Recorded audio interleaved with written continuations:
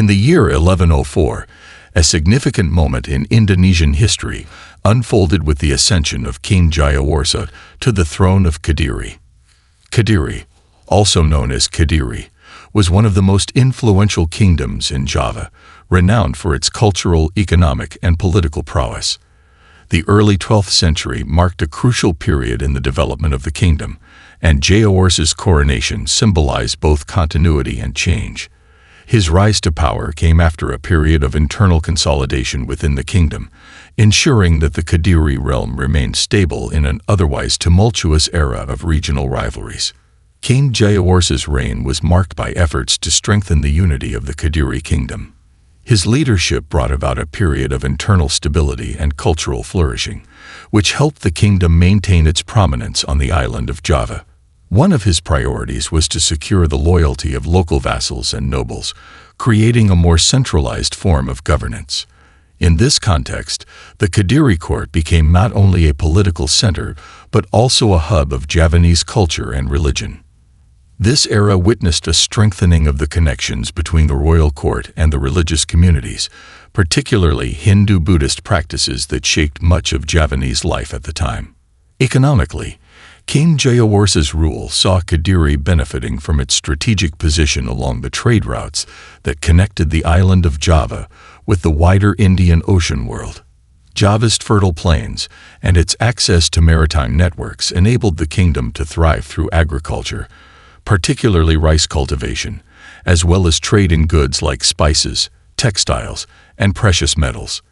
The wealth generated from these economic activities further reinforced Jayawarsa's rule, allowing him to invest in infrastructure and religious monuments that would leave a lasting legacy.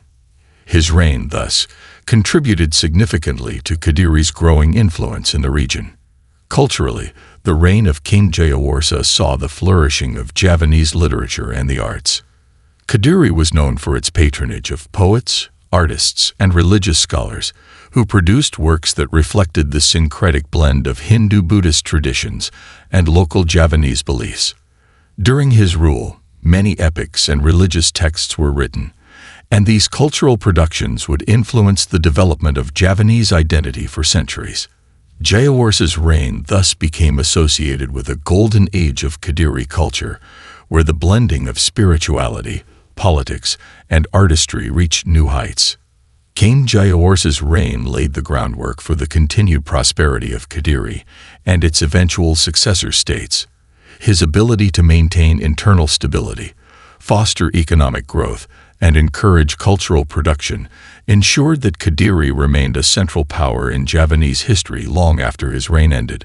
The legacy of his leadership was not only felt in his immediate successors, but also in the broader trajectory of Javanese and Indonesian history, as Kediri's contributions to the region's cultural and political life continued to resonate in the centuries to come. In 1115, a pivotal moment in Indonesian history occurred with the ascension of King Kamsvera to the throne of Kediri. His rise to power marked the consolidation of Javanese kingdoms, as the Kingdom of Jenggala, which had once been a rival to Kediri, ceased to exist and was united under Kediri domination. It is believed that this unification was likely achieved through a royal marriage, which not only solidified political control, but also ensured peace between previously competing regions. This act of unification strengthened the influence of Kediri, making it the dominant power on the island of Java and paving the way for a flourishing cultural and political era under King Kamsvera's leadership. King Kamsvera's reign is remembered for its focus on fostering unity and prosperity within his kingdom. The integration of Jenggala into Kediri's domain brought increased resources, both human and material, which contributed to the economic growth of the kingdom. Java's fertile lands, particularly in the central and eastern regions, were further utilized for agriculture, while trade with other regions, including the Indian Ocean network, expanded. Kamsvera's ability to maintain stability allowed him to focus on internal development and solidifying his kingdom's economic base, which helped Kediri prosper during his reign. Culturally, Kamsvera's reign became a significant period in the history of Javanese literature and art. One of the most notable cultural achievements of this era was the composition of the Kakawin Smaratahana, written by the poet Mpu Darmaja. This literary work was a eulogy dedicated to King Kamesvara, celebrating his reign and virtues. The Kakawin Smaratahana is an important text not only for its poetic excellence, but also for its role in inspiring the Panji cycle, a collection of romantic and heroic tales that would go on to spread throughout Southeast Asia. These tales, which celebrated love, loyalty, and bravery, became deeply embedded in the cultural fabric of Java and neighboring regions, influencing literature, art, and theater for centuries to come. The Panji cycle, which finds its roots in Kamesvara's era, holds special significance in Southeast Asian cultural history. The stories revolve around the adventures of the hero Panji and his beloved, reflecting themes of love, struggle, and unity. These tales became immensely popular, spreading to regions such as Bali, Cambodia, Thailand, and Malaysia, where they were adapted into local narratives and art forms. Kamesvara's reign, therefore, became known not only for political unification, but also for the promotion of cultural exports that connected Java to the broader Southeast Asian cultural sphere. King Kamesvara's legacy is one of both political and cultural significance. His ability to unite the previously divided Javanese kingdoms under Kediri's rule ensured a period of stability and growth, while his patronage of literature and the arts left a lasting cultural impact. The Panji tales, inspired by works produced during his reign, would continue to resonate across Southeast Asia, symbolizing the far-reaching influence of Javanese culture. Kamesvara's reign, therefore, stands as a critical moment in both Javanese and Southeast Asian history, where political consolidation and cultural creativity flourished hand in hand. In the year 1130, King Jayabaya ascended to the throne of Kediri, ushering in a new era of prominence for the kingdom. Known as one of the most celebrated rulers in Javanese history, Jayabaya's reign is often remembered for both his political achievements and his cultural contributions. His ascension came at a time when Kediri was already a powerful kingdom, but under his rule, it would reach new heights of influence and stability. Jayabaya is most famous for his leadership during a period of unity and prosperity, as well as for his association with legendary prophecies that would leave a lasting mark on Javanese history and mythology. One of the most significant aspects of Jayabaya's reign was his ability to consolidate the power of the Kediri kingdom, both internally and externally. Through strategic governance and diplomatic acumen, he ensured that Kediri remained a dominant force in Java, maintaining control over vassal states and ensuring loyalty from the nobility. His reign marked a time of peace and stability, which allowed Kediri to flourish economically. Agriculture, particularly rice cultivation, thrived under his rule, while trade networks expanded both within Java and with neighboring regions. Jayabaya's leadership ensured that Kediri continued to be a hub of economic activity, reinforcing its status as a powerful kingdom in Southeast Asia. Culturally, King Jayabaya's reign was a golden age for Javanese literature and spiritual thought. His court became a center for scholars, poets, and religious thinkers, and it was during his rule that some of the most significant works of Javanese literature were produced. Jayabaya himself became the subject of numerous legends, particularly related to his prophetic abilities. One of the most famous works associated with him is the Srivijaya, a collection of prophecies that foretold the future of Java. These prophecies, often framed in a mystical and symbolic language, predicted the coming of foreign rulers, periods of great upheaval, and eventually the return of a golden age. The Srivijaya would become a foundational text in Javanese culture, influencing spiritual beliefs and political ideologies for centuries. The spiritual dimension of Jayabaya's reign extended beyond his prophecies. He was a devout king who supported the development of Hindu-Buddhist practices in his kingdom, further blending local traditions with the religious beliefs brought by Indian influence. The synthesis of these beliefs created a unique Javanese spirituality that permeated life during his reign. Temples and religious monuments flourished under his patronage, contributing to the lasting legacy of Kediri as a center of spiritual and cultural development. Jayabaya's reign thus became a symbol of the harmonious blending of political power and spiritual guidance, elevating his status not only as a ruler but also as a quasi-mystical figure in the eyes of his people. King Jayabaya's legacy extends far beyond his lifetime, as he became an almost mythical figure in Javanese history. His prophecies and his role in shaping the spiritual and cultural identity of Java left an indelible mark on future generations. Even centuries after his death, Jayabaya was remembered as a wise and visionary king, and his name continued to be invoked in times of political and social upheaval. His reign, therefore, represents not only a time of political stability and cultural flourishing, but also the creation of a powerful mythos that would influence the course of Javanese history for centuries to come. In 1222, a defining moment in the history of Indonesia occurred with the Battle of Gantar, where Ken Arok, a military leader and ambitious ruler, decisively defeated Kertajaya, the last king of the Kediri kingdom.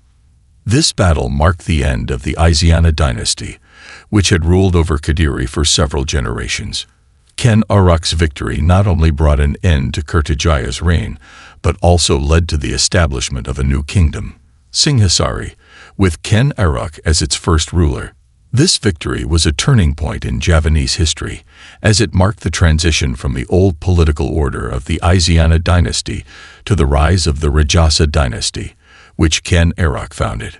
The conflict between Ken Arok and Kertajaya was rooted in both political and religious tensions. Kertajaya's rule had become increasingly autocratic, and his policies alienated the religious elite, particularly the Brahmin class. Seeking to consolidate his power, Kertajaya demanded that the Brahmins worship him as a deity, a demand that went against the religious customs of the time.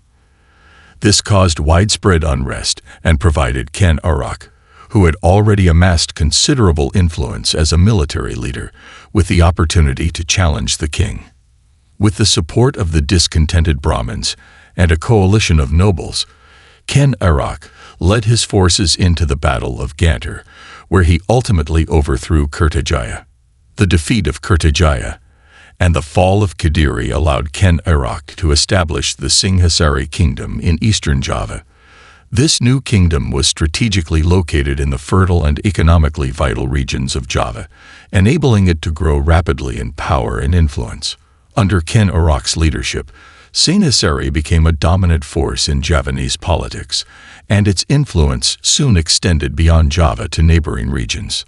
The founding of Singhasari also marked the beginning of the Rajasa dynasty, a new royal line that would play a pivotal role in the history of Java and the wider Indonesian archipelago for generations to come. Ken Arok's rise to power is steeped in legend and intrigue, with tales of his humble beginnings as a commoner who used his cunning and military prowess to rise through the ranks. His story, immortalized in Javanese folklore, is often seen as an example of how ambition and strategic alliances can transform an individual's destiny. Despite his controversial methods, including the assassination of the ruler of Tumapel to take power, Ken Arok is remembered as a visionary leader who reshaped the political landscape of Java. His ability to unite disparate factions under his rule and establish a lasting dynasty demonstrates his political acumen and the far-reaching consequences of his victory at Gantar. The Battle of Gantar and the subsequent rise of the Singhasari kingdom had lasting implications for the history of Indonesia. The Rajasa dynasty, founded by Ken Arok, would go on to produce some of the most powerful and influential rulers in Javanese history, including Kertanegara, who would later lead Singhasari to even greater heights. Moreover, the political shift initiated by Ken Arok laid the groundwork for the rise of the Majapahit Empire, which would emerge as one of the most powerful and culturally significant kingdoms in Southeast Asia.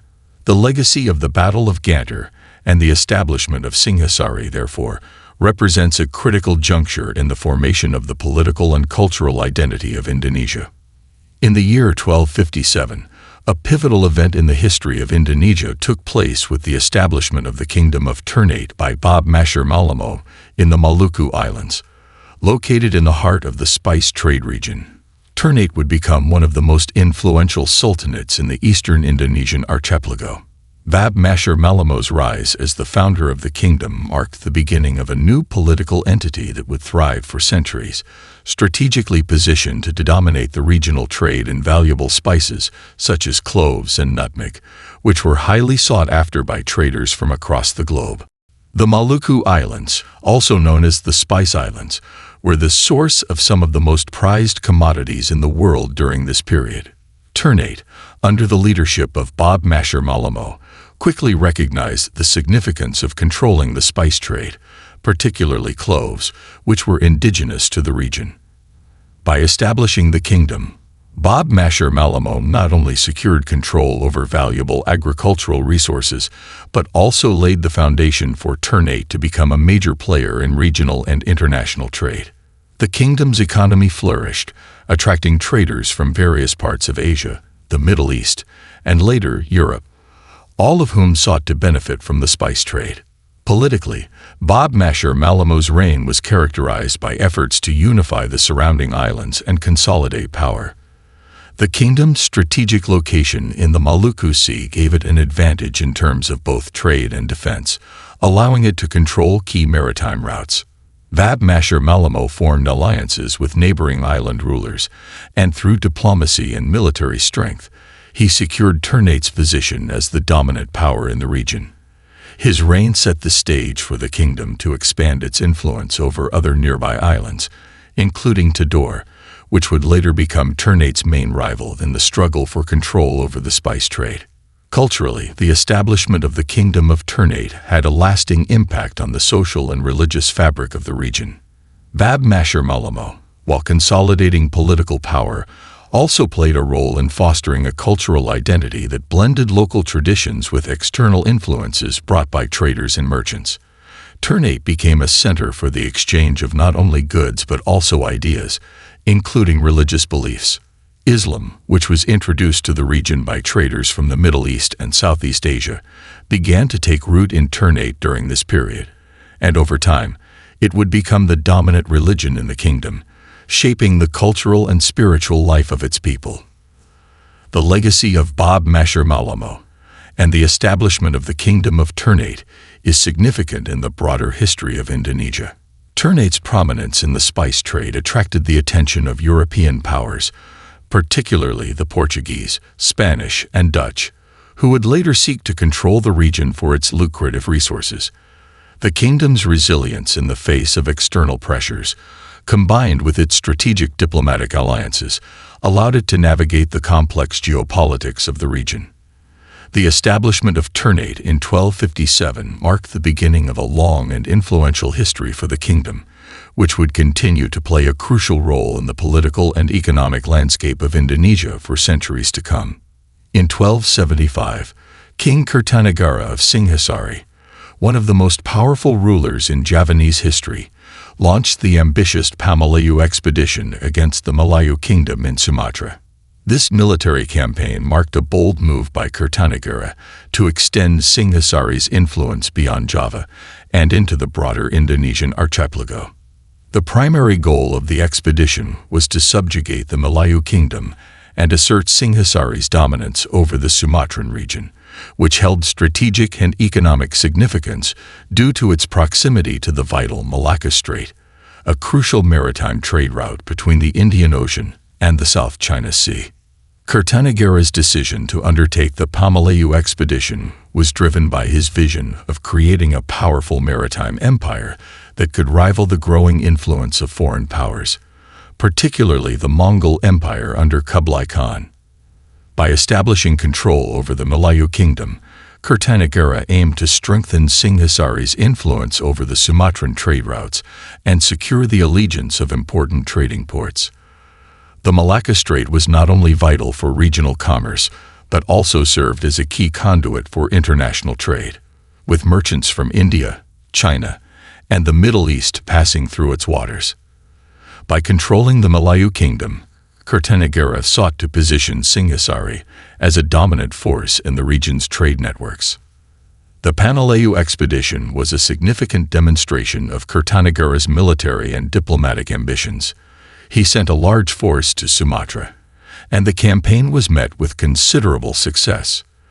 The Malayu kingdom eventually came under the influence of Singhasari, marking a major achievement for Kertanegara's expansionist policies.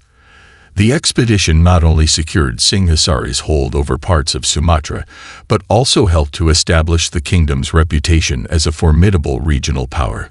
Kertanegara's ability to project power across the sea, far from the Javanese heartland, showcased his strategic vision for creating a united Nusantara archipelago under Singhasari's control. In addition to its military objectives, the Pamalayu expedition also had a cultural and diplomatic dimension. Kertanegara sought to solidify alliances with other regional powers, including the Malay rulers, through marriage alliances and the exchange of envoys. This diplomatic approach helped to create stronger ties between Java and Sumatra, and it also paved the way for cultural exchanges. These exchanges contributed to the spread of Javanese cultural influence, particularly in the realms of art, religion, and literature throughout Sumatra. Kertanegara's reign thus became associated with the broader integration of the Indonesian archipelago, as he sought not only to expand Singhasari's political influence, but also to foster cultural unity among the various kingdoms. The legacy of the Pamalayu expedition had lasting consequences for the history of Indonesia. Kertanegara's expansionist ambitions set the stage for future developments, including the rise of the Majapahit Empire, which would eventually unite much of the archipelago under its rule.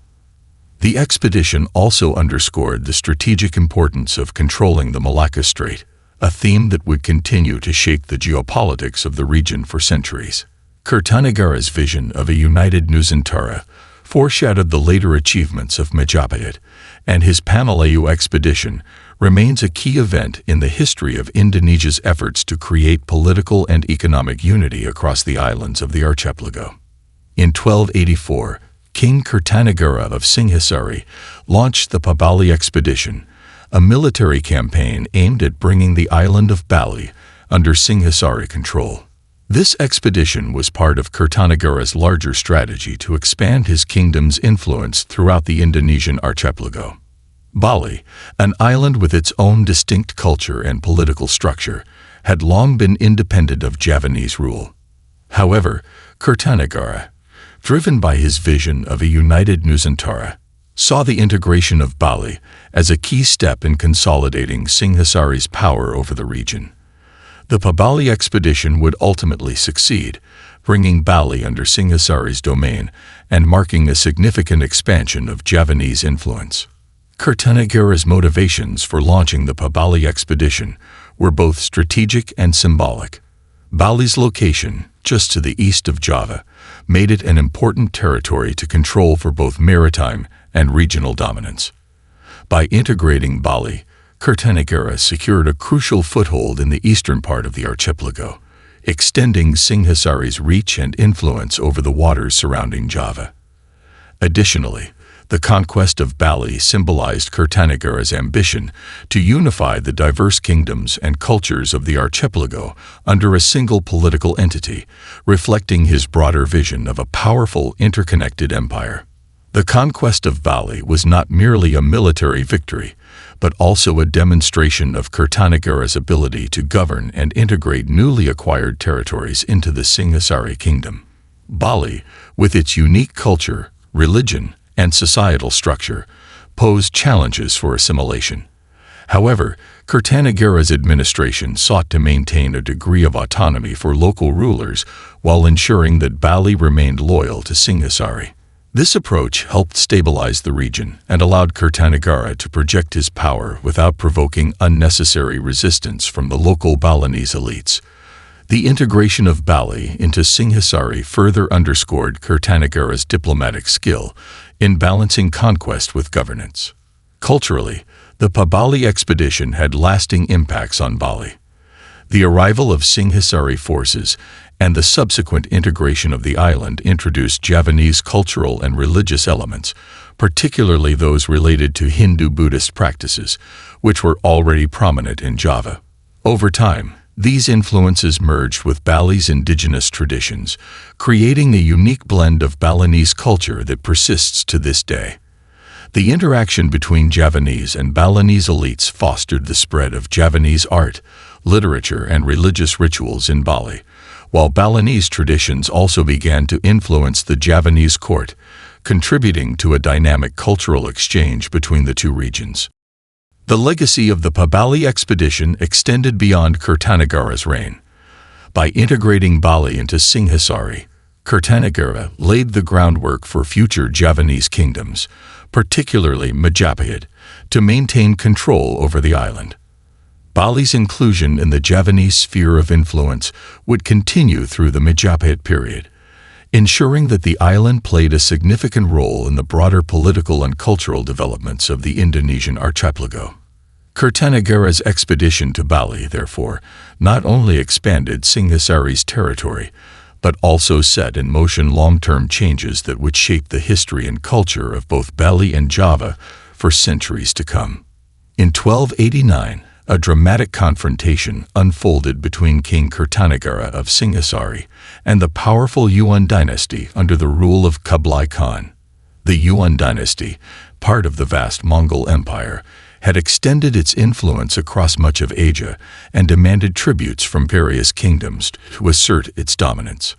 Kublai Khan, viewing Java as a part of his sphere of influence, sent an envoy to demand that Kertanegara pay tribute to the Yuan dynasty, a move intended to bring Singhasari under Mongol control. However, Kertanegara, a fiercely independent and ambitious ruler, responded not with submission, but with defiance, setting the stage for a significant conflict. Kertanegara's reaction to the envoy was not just diplomatic refusal, but a direct insult. Instead of negotiating or conceding to the Yuan demands, he chose to mutilate the face of the envoy, a bold and symbolic gesture of disrespect. This act of defiance was a clear statement that Singhasari would not bow to foreign powers, regardless of their strength or reach. Kertanegara's decision to insult the Yuan envoy reflected his desire to maintain the sovereignty of his kingdom and to assert Singhasari's autonomy in the face of external pressure. It also demonstrated his boldness in confronting one of the most powerful empires of the time. The insult to Kublai Khan's envoy had far-reaching consequences. The Mongol ruler, known for his vast military campaigns, was enraged by Kertanegara's actions and vowed revenge. This incident marked the beginning of a brewing conflict between Singhasari and the Yuan dynasty. Although Kublai Khan did not immediately retaliate, likely due to his attention being diverted to other parts of his empire, the insult would not be forgotten. It set in motion a chain of events that would lead to a full-scale Mongol invasion of Java a few years later, after Kertanegara's reign had ended. Kertanegara's bold defiance, therefore, planted the seeds of a significant future confrontation. Kertanegara's decision to insult the Yuan envoy was also a reflection of his broader foreign policy and ambitions. Unlike many Javanese rulers before him, Kertanegara was not content to focus solely on the internal affairs of his kingdom. He sought to expand Singhasari's influence throughout the archipelago and beyond, as evidenced by his military expeditions to Sumatra and Bali. Paying tribute to the Yuan dynasty would have been a humiliating acknowledgement of inferiority and a direct threat to his plans for regional dominance. By rejecting the tribute demand so dramatically, Kertanegara sought to position Singhasari as a major power in Southeast Asia, independent of any foreign overlord. The legacy of Kertanegara's defiance would resonate in Javanese history. Although his confrontation with the Yuan dynasty eventually led to Mongol retaliation, Kertanegara's actions also symbolized a broader spirit of resistance to foreign domination. His boldness in refusing Kublai Khan's demands would be remembered as a key moment of Javanese pride and sovereignty.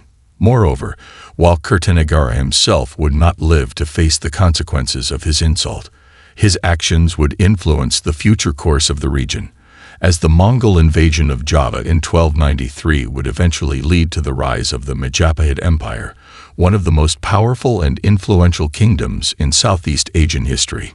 In 1292, a dramatic turn of events unfolded in the history of Indonesia when Jayakatwang, the Duke of Kediri, launched a rebellion against Kertanegara, the powerful king of Singhasari. Jayakatwang's uprising marked the end of the Singhasari kingdom, as Kertanegara was killed during the conflict.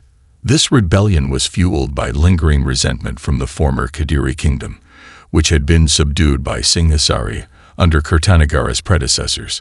Jayakatwang's successful revolt not only led to the fall of Kertanegara, but also brought an end to the Singhasari dynasty, plunging the region into a period of political instability. Jayakatwang's rebellion was strategically timed. Kertanegara had been focused on his expansionist campaigns, such as the Pamalayu expedition and the integration of Bali, which had stretched Singhasari's resources. In his quest to unify the Indonesian archipelago, Kertanegara underestimated the internal threats to his kingdom. Jayakatwang capitalized on this by gathering support from those dissatisfied with Kertanegara's rule and successfully orchestrating a coup. The fall of Singhasari left a power vacuum in Java, with no clear successor to Kertanegara, leading to political chaos in the region. However, the fall of Singhasari did not mark the end of Javanese power. Shortly after Jayakatwang's rebellion, a young noble named Srivijaya, a relative of Kertanegara, began plotting to reclaim the throne. Srivijaya managed to escape Jayakatwang's purge and sought refuge in the forests of Java. His escape would later set the stage for the rise of the Majapahit Empire, which would eventually become one of the most powerful and influential kingdoms in Southeast Asia. Thus, while Jayakatwang's rebellion ended Singhasari, it indirectly led to the emergence of a new, even greater kingdom. Meanwhile, in the same year of 1292, Marco Polo, the famous Venetian explorer, visited the island of Sumatra during his voyage from China to Persia. On his journey, Marco Polo reported encountering several key trading ports on the northern coast of Sumatra, including Furluk, Samudera, and Lambri. These ports were part of the vibrant trading network that connected Sumatra with the broader Indian Ocean trade routes, facilitating the exchange of goods such as spices, textiles, and precious metals. Marco Polo's accounts provide a valuable snapshot of the economic activity in the region during this period, highlighting Sumatra's role as a vital hub for international commerce. The ports that Marco Polo visited were critical points of connection between the Indonesian archipelago and the rest of the world. Sumatra, particularly its northern regions, was a key supplier of spices like pepper, which were highly prized in the markets of the Middle East and Europe. Furluk, Samudera, and Lambri were bustling trading centers, attracting merchants from across Asia, including China, India, and Arabia. Marco Polo's observations highlight the importance of Sumatra's northern coast as a crossroads of global trade, linking the region to the broader currents of economic and cultural exchange that span the Indian Ocean. The presence of these trading ports also indicated the growing influence of Islam in the region. By the late 13th century, Islam had begun to spread throughout Southeast Asia, introduced by Arab, Persian, and Indian traders. Northern Sumatra, particularly Samudera, would later become one of the earliest centers of Islamic influence in Indonesia.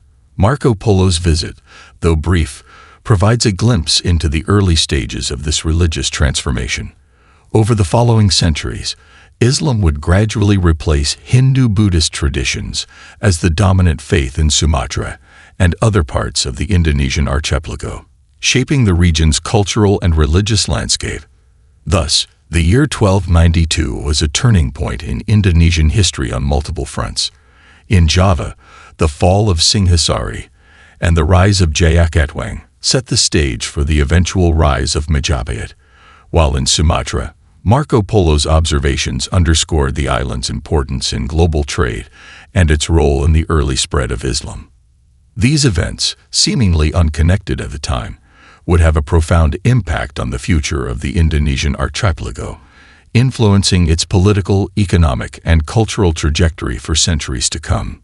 In 1293, The Mongol invasion of Java, initiated by Kublai Khan of the Yuan dynasty in China, marked a significant episode in the history of Indonesia. The invasion was a punitive expedition against Kertanegara, the last king of Singhasari, who had insulted Kublai Khan by mutilating his envoy in 1289. Kublai Khan, seeking to restore his empire's honor and assert dominance over Java, sent a large force of ships and soldiers to subjugate the island. However, by the time the Mongol forces arrived, Kertanegara had already been killed in a rebellion led by Jayakatwang, the Duke of Kediri, which had ended the Singhasari kingdom. Upon arriving in Java, the Mongol forces, unaware of Kertanegara's death, allied themselves with Raden Wijaya, a descendant of Kertanegara who was plotting to reclaim power. Raden Wijaya cleverly manipulated the situation, convincing the Mongols to assist him in defeating Jayakatwang, who had taken control of Java. Together, Raden Wijaya and the Mongols launched a successful campaign against Jayakatwang, toppling his regime and bringing an end to his short-lived reign. However, once Jayakatwang was defeated, Raden Wijaya turned against his Mongol allies, launching a surprise attack that forced the Mongol forces to retreat. The Mongol invasion, intended as a show of strength, ended in failure, as Kublai Khan's army was repelled by the Javanese forces led by Raden Wijaya. This successful defense against the Mongol invasion was a turning point for Raden Wijaya, who, after repelling the Mongols, solidified his control over eastern Java. In the same year, 1293, Raden Wijaya was crowned as Nararya Sangramawijaya, marking the foundation of the Majapahit kingdom. This coronation symbolized not only the beginning of a new dynasty, but also the establishment of one of the most powerful Hindu kingdoms in Southeast Asia. The Majapahit kingdom, based in eastern Java, would go on to dominate the region for over 2 centuries, expanding its influence across much of the Indonesian archipelago. The founding of Majapahit marked the rise of a new era in Javanese history. Under the leadership of Nararya Sangramawijaya, later known simply as Raden Wijaya, Majapahit embarked on a period of political consolidation and territorial expansion. The kingdom became a center of Hindu-Buddhist culture, blending Javanese traditions with Indian influences. Majapahit's court would soon attract scholars, poets, and religious figures, creating a vibrant intellectual and cultural atmosphere. The kingdom's early years were marked by efforts to stabilize the region after the chaos that had followed the fall of Singhasari and the Mongol invasion. Economically, the foundation of Majapahit opened the door for the kingdom to become a major player in regional trade. Positioned near key maritime routes, Majapahit quickly capitalized on the wealth generated by controlling trade networks between Java, Sumatra, the Malay Peninsula, and beyond. The kingdom's strategic location allowed it to dominate the flow of valuable goods such as spices, textiles, and precious metals, which were highly sought after by traders from China, India, and the Middle East. Majapahit's prosperity and its control over these trade routes would play a crucial role in its rise to power. Culturally, the rise of Majapahit also signified the continuation of the rich Hindu-Buddhist heritage that had been cultivated under previous Javanese kingdoms like Singhasari and Kediri. The kingdom became a beacon of Hindu-Buddhist learning, producing important works of literature, art, and architecture. Majapahit's influence spread beyond Java as it began to assert control over other parts of the archipelago, including Bali, Sumatra, and Borneo. This expansion helped to create a cultural and political unity across much of Indonesia, a vision that Raden Wijaya had inherited from his predecessor, Kertanegara. The defeat of the Mongol forces and the foundation of Majapahit in 1293 stand as significant milestones in Indonesian history. Raden Wijaya's ability to outmaneuver both Jayakatwang and the Mongols demonstrated his strategic brilliance and solidified his legacy as one of Java's greatest rulers. The establishment of Majapahit not only ended the turmoil that had followed the fall of Singhasari, but also laid the foundation for one of the most influential and enduring empires in Southeast Asia. Majapahit's political, economic, and cultural legacy would continue to shape the history of Indonesia for centuries to come. In the year 1300, the northern tip of Sumatra saw the early presence of Islam, marking the first significant footprint of the religion in the Indonesian archipelago. This period represented the beginning of a transformative shift in the region's religious and cultural landscape. Islam was introduced primarily through trade, as merchants from the Middle East, India, and Persia frequently visited Sumatra's bustling ports. These traders brought not only goods but also their religious beliefs, which slowly began to influence the local population. The northern region of Sumatra, particularly the areas surrounding Pasai and Samudera, became the first in Indonesia to show signs of Islamic governance and community formation. The emergence of Islamic states in northern Sumatra can be attributed to the strategic location of the island along vital trade routes that connected the Indian Ocean with the South China Sea. Sumatra's ports, such as Samudera and Pasai, were essential hubs for merchants traveling between the Middle East, India, Southeast Asia, and China. Over time, these ports attracted not only traders but also religious scholars and missionaries who played a key role in spreading Islamic teachings. The rulers of these regions, seeing the economic and political advantages of aligning with Islamic traders, gradually embraced the new faith, leading to the establishment of the first Islamic sultanates in the archipelago. By 1300, the Sultanate of Samudera Pasai was beginning to emerge as the first Islamic state in Indonesia. The conversion of its rulers to Islam set the stage for the gradual Islamization of the surrounding regions. The Sultanate's adoption of Islam was a strategic move that strengthened its ties with Muslim merchants and neighboring Islamic powers, including those in India and the Middle East. This allowed Samudera Pasai to become a key player in the regional trade network, as Muslim traders preferred to conduct business with fellow believers, thereby enhancing the Sultanate's wealth and influence. The establishment of Islamic governance also attracted scholars and religious figures who helped to institutionalize the religion in the region. The influence of Islam in northern Sumatra during this period was not only economic and political but also cultural. The arrival of Islam introduced new religious practices, legal systems, and forms of education. Islamic schools, or madrasas, began to appear, offering religious instruction alongside traditional local education. Islamic practices such as the performance of daily prayers, fasting during Ramadan, and the pilgrimage to Mecca slowly took root among the local population. Over time, Islamic traditions merged with existing local customs, creating a unique blend of Islamic and Sumatran cultural practices that would continue to evolve throughout the centuries. The early presence of Islam in Sumatra by 1300 marked the beginning of a broader process of Islamization that would eventually spread across the entire Indonesian archipelago. While the initial impact was limited to the northern tip of Sumatra, the establishment of Islamic states, like Samudera Pasai, laid the foundation for the religion's future expansion. Islam would continue to spread through trade, intermarriage, and missionary activities, eventually becoming the dominant religion throughout Indonesia. The early Islamic footprint in northern Sumatra not only shaped the religious identity of the region, but also played a crucial role in connecting Indonesia to the wider Islamic world, influencing its political, cultural, and economic development for centuries to come.